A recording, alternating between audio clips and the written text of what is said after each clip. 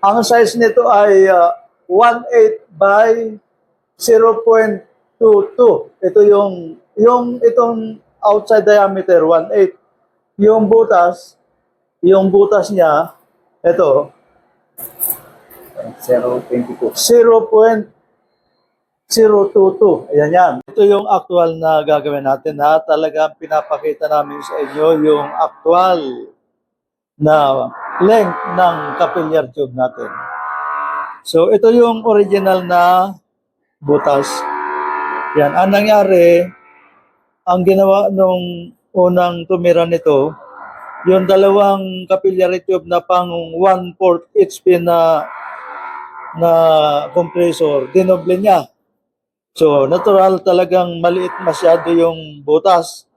Dahil nag-upgrade tayo ng compressor, lumaki yung capacity ng compressor, dapat lalaki din yung butas ng refrigerant distributor natin o capillary tube.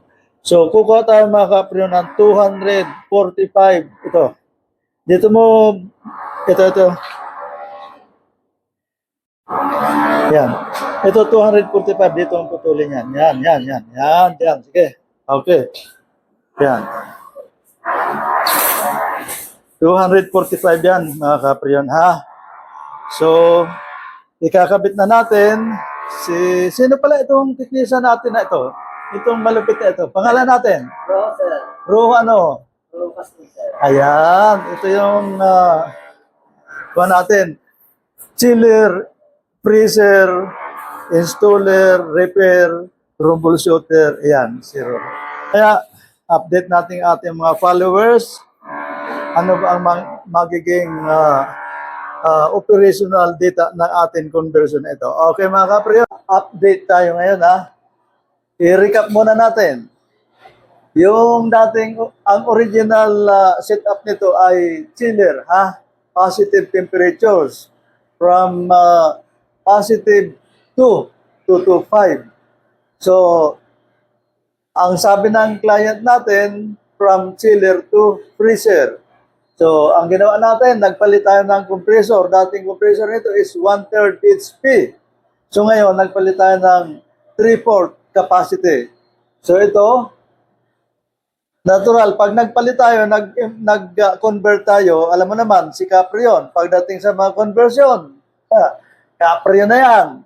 So, convert from chiller to freezer, nagpalit tayo ng capillary tube. So, yung capillary tube natin, oversize tayo. At yung measurement ay nandito, ipapakita natin. So, dati, Ruho ay, ano yung ba natin? Dati ay, Ang problema niya dati, sir, yung pinaka-maximum na inaabot hanggang -4 lang. -4, 24 hours na yan. Oo, sir. Hanggang sa mag-yelo na yung compressor niya. Okay. O ngayon, ilan na? Ilang minutes na tayo umaandar? Mula nang kinonvert natin, nagpalit tayo ng capillary tube. Ilang oras na ba tayo umaandar mula nung pinaandar mo? Nasa 15 minutes lang. 15 minutes. Oo, sir. Within 15 minutes ng startup hanggang ngayon, ano ng temperature natin? Nasa -5 na tayo, sir. Okay, tingnan natin. Ayan. Ayan mga kapre, ha? Ayan yung temperature natin. Dati within 24 hours ay -4. So talagang hindi magpuprosen yung mga laman ng freezer na ito. At ito yung ating operating pressures mga kapre, ha? Naglagay tayo ng high side. So sa ngayon ay nasa 30 PSI tayo, low side. At yung high side naman ay 220. Okay. 220 PSI high side. At ito naman yung ating operating current draw. 4.34. Nagkakaroon ng konting variation. Pero hindi yan questionable mga kapriyon. May dami mga kapriyon, ito ay refrigerant R404A. So, yan. Ha? Okay. So sa ngayon, within 15 minutes of start-up and operation, nagre-register kagad tayo ng negative 5. Exams na. 6 na, negative 6. So, again, another 24 hours of observation. So, bukas, babalikan mo ito, ano?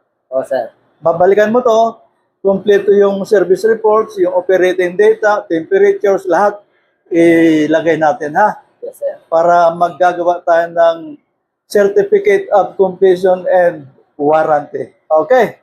O, paano mga kapre yun? Yung detalye ng ating conversion, yung length ng capillary tube, nandiyan dyan sa videos natin, ha? So, walang hukus-pukus dito mga kapre yun. Actual application tayo. Okay mga kapre, paano? Isa na naman kaalaman mula kay Kapre. Salamat and God bless.